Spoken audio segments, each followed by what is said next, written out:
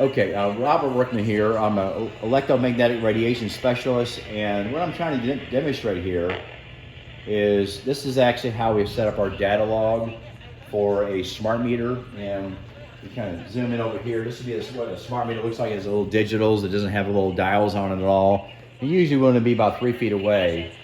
And this is called an HF59B, which actually would pick up all the spikes. Now, right now we hear radio stations in here, because there's an FM radio station around the corner tower. And we're not picking up any spikes because there's no cell phones on in here, there's no Wi-Fi on in here, and there's no, one of the biggest booby traps that I find is actually your printers. So this house is no wireless in here. It's picking up strictly, I'm pointing this direction because there's nothing out that way at all. Behind me I have a neighbor, but I'm pointing out this way to kind of get away from any noise from the neighbor. And what I typically use this for is what I call a data log for the smart meter. Okay, which, now you hear a little spike there. So what that is, that's coming from some sort of device that's wireless, a smart device. I have no idea pointing this direction where it's coming from, but it could be anything. It could be a cell phone as well. But right now we haven't found out what it is. But the whole purpose of this podcast here really is to show you how I set this up. This is set up on the DC side here. Let's go to the DC or the NFA 1000, and this is log 48.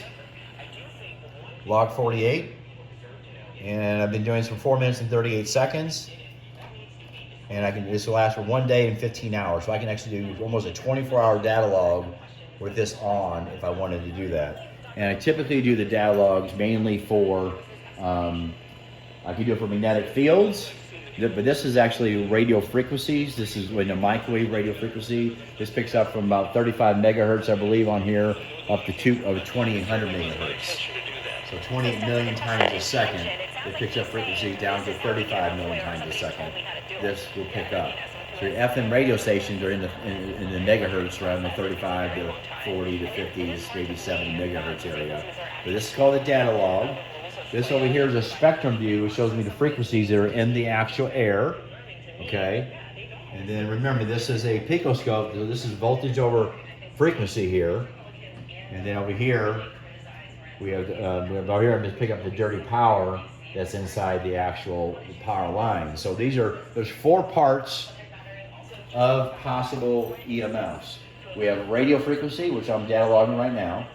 This is showing you the spectrum view, okay? This is picking up dirty power that's inside your wiring. Now this is actually called MC cable. Some wiring, like in Chicago, use MC cable or commercial buildings. So this is picking up all the energy inside of the wiring. And this actually is picking up, it's showing me this frequency. This is showing me all the dirty energy, how much energy total. But this actually is giving me what frequency that's actually in this line is causing most of the spikes here. So smart meters, some of the disadvantages of smart meters, because it has a switch mode power supply in it. When I data log this meter, a lot of times I'll see this actually spike as well, and we'll hear a pop every 15 seconds to 30 seconds, a pop.